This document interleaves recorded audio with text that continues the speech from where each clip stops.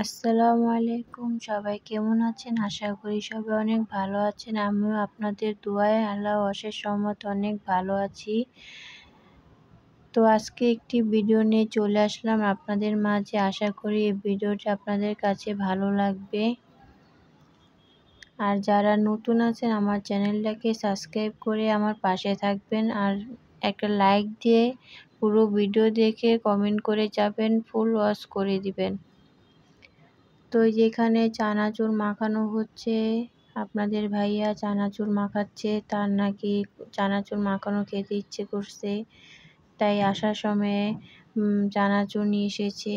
সে চানাচুর মাখানো খাবে, তাই সে নিজেই মাখাচ্ছে। চানাচুর মাখানো খুবই ভালো হয়েছে, খেতে খুবই মজা হয়েছে, টেস্টি।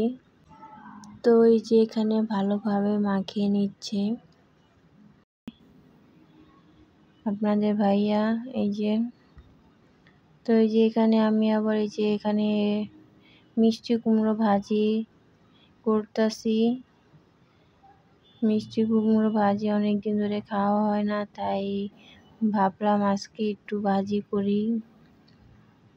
তাই এই যে ভাজি করতেছি আর আপনাদের মাঝে একটু শেয়ার করতেছি। আমার ভিডিওটা যদি ভালো লেগে থাকে অবশ্যই আমার পাশে থাকবেন, আর কোনো ভুল হয়ে থাকলে অবশ্যই ক্ষমা দৃষ্টিতে দেখবেন। তো এই যে এখানে মিষ্টি কুমড়া ভাজি হয়ে গিয়েছে। তো এই যে এখানে আমি আমার মার বাসায় গিয়েছিলাম, তখন আমার মা বলল এগুলা ব্লেন্ডার করে দিতে, গরম মশলা। তো এই যে সকালে ভিজিয়ে রেখে ধুয়ে রেখেছে।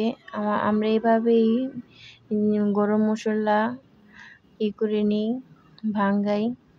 মানে গরম মশলা সব যা যা আছে সব হলো মানে ধুয়ে রেখে দেয় ঝরাইয়া, তখন এই যে ভাঙ্গানোর সময় সুবিধা হয়। তো এই যে এখানে এই যে আমি এটা ব্লেন্ডার করতেছি আর আপনাদের মাঝে একটু শেয়ার করলাম। এভাবে ব্লেন্ডার করে রাখলে অনেক দিন যায়, 2-3 মাসের মতন যায়। তো এই যে এখানে যে ব্লেন্ডার করতেছি আর প্রচুর পানি দিয়েছি, এগুলোর মধ্যে পানি খায় অনেক। তো এই যে এখানে আমার এই যে ব্লেন্ডার করা হয়ে গিয়েছে, 2 বক্স হয়েছে। তো আজকের ভিডিওটা এই পর্যন্তই। সবাই ভালো থাকবেন, সুস্থ থাকবেন। আল্লাহ হাফেজ।